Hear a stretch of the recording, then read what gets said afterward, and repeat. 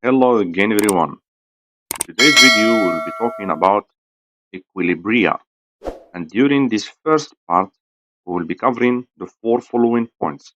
We will start with giving definitions of acids and bases following Bronsted-Lowry theory, stating what is a conjugate acid and a conjugate base, explaining the ionic product of water, referring to it by the term Kw, and doing some pH calculations by knowing the concentration of the H plus ions in a given solution.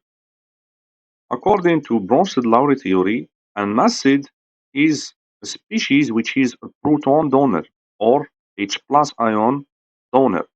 Okay, and the base is a species which is a proton acceptor. Let's see this reaction here. Actually, in here, we have a reaction between hydrochloric acid, HCl, with water.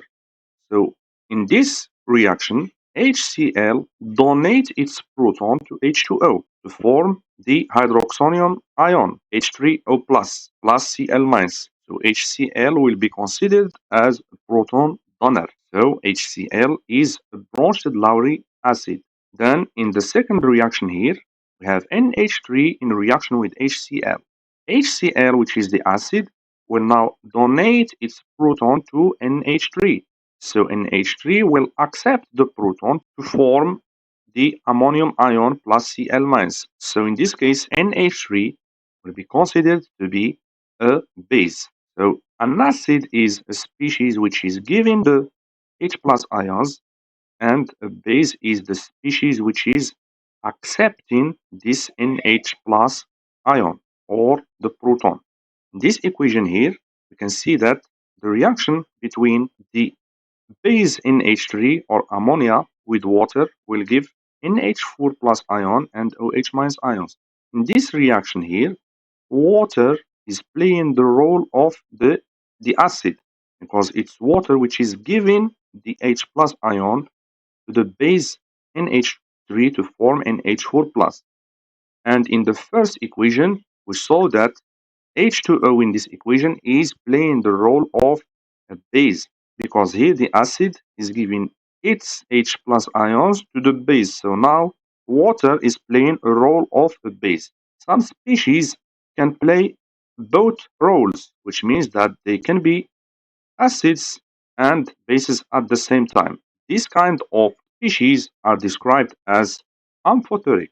We distinguish two different types of acids, which are the strong acids and weak acids. But how can we differentiate between them? A strong acid is actually a species which ionize or, let's say, dissociate completely in water. And let's take this example. HCl, for example, is considered to be a strong acid. Why? Because once it reacts with water, it dissociates completely, which means it will be giving the H plus ions because it's an acid, it's a proton donor. So the H plus ion will be reacting with H2O to form H3O plus. Then we will be having the chloride ion, Cl minus. This reaction is total, which means that HCl will be dissociated completely in water to give the ions. Let's see now a weak acid. Weak acids generally they only ionize to small extent in water, which means that they are not totally decomposed in water.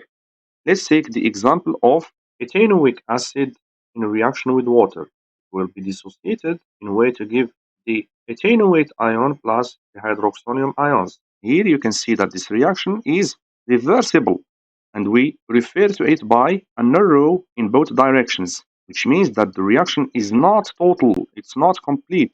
So if we have a weak acid, this means that the ions which will be formed will be in small amount. Okay, the concentration of these ions compared with the concentration of the acid will be very low.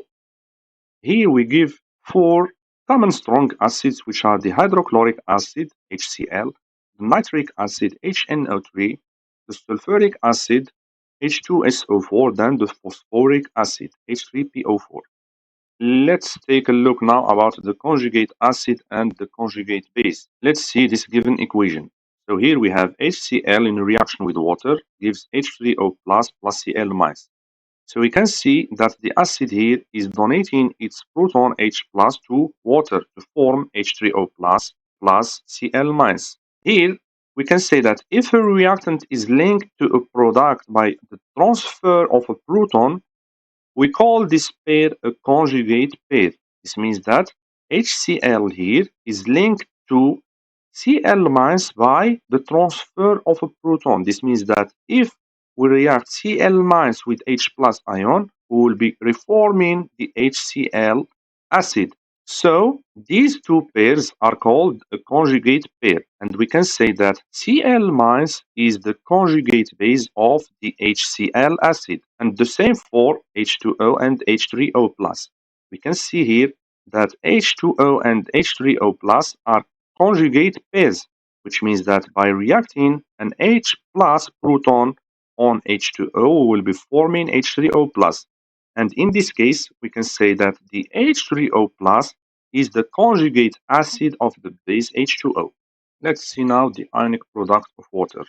We said before that water is an amphoteric species, means that it can play the role of the acid and the base. The acid in this case will be giving its H plus proton to H2O base to form H3O plus ion and OH minus ion. By removing a water molecule from each side of this equation, it can be simplified to be written as H2O, which is in equilibrium with H plus ions plus OH minus ions. And now an equilibrium constant can be written as Kc, which is equal to the concentrations of the products over the concentration of the reactive, which means the concentration of H plus times the concentration of OH minus ions over the concentration of H2O. And by taking an assumption here, can say that the dissociation of water is very low, has a very low value. So we can say that the concentration of water is a constant. And by rearranging this equation, we can multiply each side by H2O. Then we can write that H2O times the equilibrium constant is written as Kw, which will be equal to the concentration of H plus ions times the concentration of OH minus ions. And actually, this is called the ionic product of water.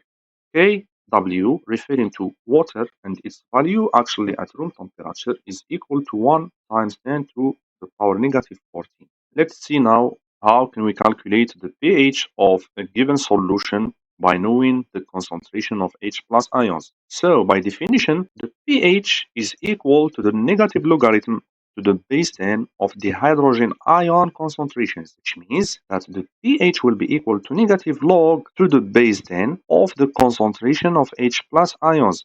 So if we know the concentration of H plus ions in a given solution, we can calculate its pH. Let's see this worked example. So here the question, calculate the pH of a solution whose H plus ions concentration is 5.32 times 10 to the power negative 4 mole per decimeter. So let's apply this relation.